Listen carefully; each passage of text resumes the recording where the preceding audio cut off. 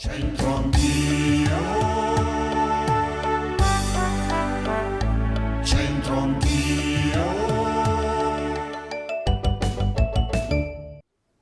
Di nuovo c'entro anch'io, all'interno della Pinacoteca Tosio Martinengo, rinnovata e bellissima, c'è anche un compianto, un dipinto di Zenone Veronese. Il compianto della Vergine viene solitamente rappresentato ai piedi della croce dopo la deposizione. In questo caso invece avviene presso il sepolcro con il Golgota in lontananza sulla sinistra, dove i due ladroni sono affissi ai legni del supplizio. La Vergine tiene per l'ultima volta in grembo il figlio e ai suoi piedi è posto il lenzuolo funebre sul quale verrà trasportato il Cristo.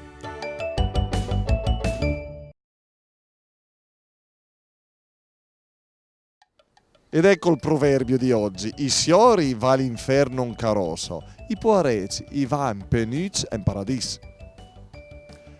Piero Pasquali, Associazione Amici della Bici, il presidente.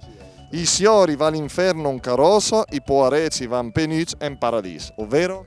Ovvero che di solito il ricco ci va comunque sempre bene in paradiso e il poveretto invece ci va sempre a piedi scalzi.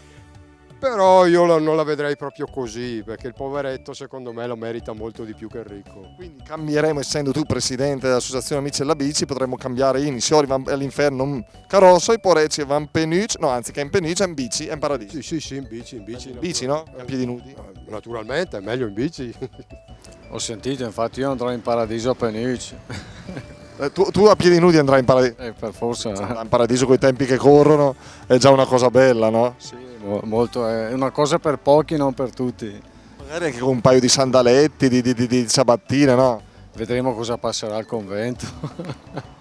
Ma e i poveretti vanno per e i siori va all'inferno un carosso davvero? No, il sole resterà sempre. No, è in paradiso o non in paradiso, ma andranno in carrozza comunque. Sempre in carrozza. Sempre in carrozza. Beh, magari si buca la gomma della carrozza, lo pneumatico, e il poveretto riesce a Ci sarà superare. il poveretto che aggiusta la carrozza.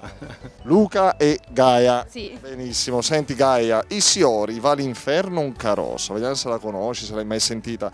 I poveretti va in penuc, scusa, in paradis. Oddio, non la... L'hai mai sentita? No, sinceramente no. Sai tradurla? Forse?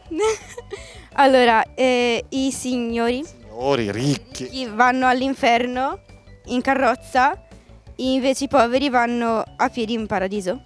E tu andrai all'inferno in carrozza e a piedi nudi in paradiso. Non lo so, spero in paradiso. Però vuol dire che non sei molto ricca. Vabbè, non è che non navigo nell'oro, però... cioè, non sono neanche poverissima. Benissimo, dobbiamo avere ambizioni più alte. Però tu Luca invece dove andai? All'inferno un carosso o... Speriamo a piedi in paradiso, dai. I signori va all'inferno un carosso, i povereci vanno in penuccia in paradiso, i signori ricchi vanno all'inferno ma in carrozza, mentre i poveretti vanno in paradiso ma a piedi nudi. Questa è la condizione. Grazie per essere stati con noi, parola ai ragazzi, alla prossima, ciao! Ciao Andrea, ti senti un po' Magut? Chi è il Magut? Ma se devi ristrutturare casa chiami il Magut. Cosa fa il Magut? È il È il muratore. Esatto, Magut muratore. C'entro anch'io.